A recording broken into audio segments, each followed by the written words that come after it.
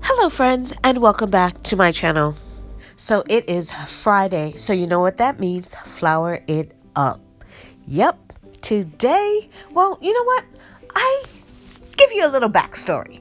Now, I have been making bread before I was married. I got married very young. I got married at 19, and I've been making bread way before then, and I've been married, over 2 decades. Yeah, wow. And I've been making bread for 20 plus years. And when I stumbled upon this recipe and it's awesome, this recipe is awesome. So today I'm going to be making no knead bread. What? Yep. No knead bread. It's like a quick, easy bread when you don't want to spend hours and hours waiting for bread to rise. You don't want to knead bread or any of that. This works beautifully. No knead bread. So first I'm going to warn you, don't blink because it's that quick. This goes together. This comes together so quickly, it's not even funny. So into my mixing bowl, I put 3 1/4 cups of flour. Now you can use bread flour, you can use all-purpose flour. I use both. I don't see any difference, so whatever you have is what you use. I put in a teaspoon of salt. I'm using either pink Himalayan sea salt or Redmond's real salt. I don't see any difference either in these, but whatever you have. Even table salt will work. I put in my yeast, and I'm using this fancy-dancy French dough hook, whatever you call it. You can use a spatula, you can use a wooden spoon.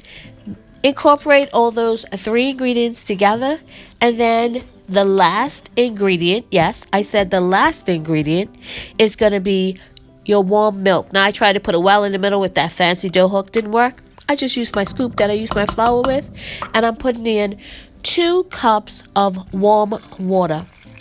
Now, depending on how much your flour absorbs will depend on how much water. I put in probably an eighth of a cup, less than 2 cups of water to begin with. And if it's a little dry, I add a little bit more. And this is it. Yeah. Did you blink? Because I'm finished.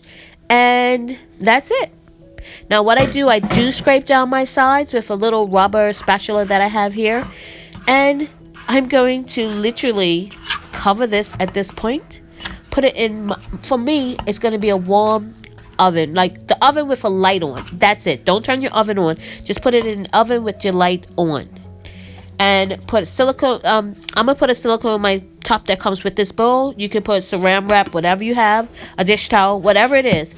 Put it in your oven for 2 to 3 hours, depending on how cold your oven is. I did say how cold your oven is or how cold your kitchen is, depending on where you're putting this. You can put it on top of your fridge, whatever warm spot you have, that's where you want to put it. For me, my kitchen is really cold, so I put it in my oven with the light on. And you want to proof it to it is doubled in size. So about a half an hour before your dough is ready, I'm going to take my Dutch oven. You can use a cast iron frying pan, whatever you have, you can use it. I have this Dutch oven. I'm going to put it in the oven on 425 for 30 minutes. So about 5 minutes before my Dutch oven is ready, I'm going to shape my dough. And as you can see, it's more than doubled in size. I actually left it a little bit too long, but it will be fine.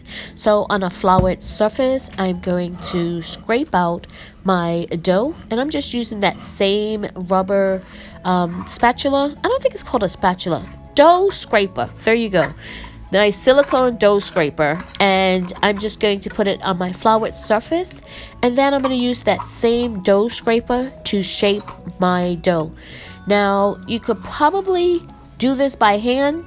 If I don't have to touch dough, I don't want to, because then I have to wash my hands 1,000,003 times. So I'm just going to flour my dough scraper and just fold it in on itself. Now you're just folding it in, you're not kneading it. It's just a couple of folds, maybe like 10 to 15 folds. You can actually do this by hand. Like I said, you can just take it and stretch it up and over. That's what I eventually did, because it was a good bit of dough and it wasn't coming together like I liked. the dough scraper was just sliding off with the flour on it. So I just took my hands, and all I'm doing is shaping it. I'm not kneading it. I'm not doing any of that. I'm just folding it in on the cells just to shape it. Then just flipping it over, just bringing it in so the top is nice and smooth and tight. And you can shape this into whatever shape you want. If you wanted an oblong one, you could do that. Whatever shape you want. Because my Dutch oven is round, I'm obviously going with a round shape here.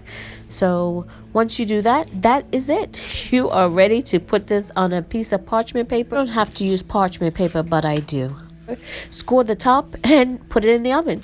So I actually do reuse my parchment paper. Don't judge me. Yep. So I've just put it on there, and I'm going to take, people have these little fancy lanes, they call them. I just have a razor blade, and I'm going to score it with that. Now, if you have a sharp knife, you can score it with a sharp knife. And I'm not going to be fancy with this because we're going to have this with dinner. I'm going to make a soup, and yeah, that's it. This is going to be gone before the weekend's over. So you just score it, and then I'm going to carefully take the top off, because remember, your Dutch oven is hot. So I'm just going to put my bread in with the parchment paper, and I'm going to bake it on 375. I dropped it down to 375 for 25 to 28 minutes. And then I'm going to take my top off and bake it for another 10 to 15 minutes just to let the top brown up. So into my oven it goes with the top on. Now I saw somewhere that this may help the crust that stoneware and the ice on the bottom, so I'm going to try it. So it's been 28 minutes, and I'm going to take my top off and let the top brown up, and as you can see, it has sprung up nicely. So I'm not sure how the stoneware or the ice at the bottom helped my bread loaf, but I did add some extra ice when I took the top off for the last couple of minutes. So will I do it again? Probably not, because I don't see any added extra benefits to that extra steps. So here are the results of my no-knead bread out of the oven. I'm going to let it cool on a cooling rack, and we're going to have it for supper tonight with some soup. Now, I will say, if your top doesn't brown after the 10 minutes or so, then just put it on broil and just get your top browned, and that will work every time, because the last couple of times I've baked this, that's what I've had to do. So if you're just learning bread making, this is a great starter recipe. So remember, stay safe and keep prepping. Thank you so much for watching. If you haven't subscribed, please subscribe and click that notification bell to be notified when I upload videos. Just a word of caution, don't put ice directly on the top of your hot stoneware. It will crack. I actually had it in another dish, but as you can see,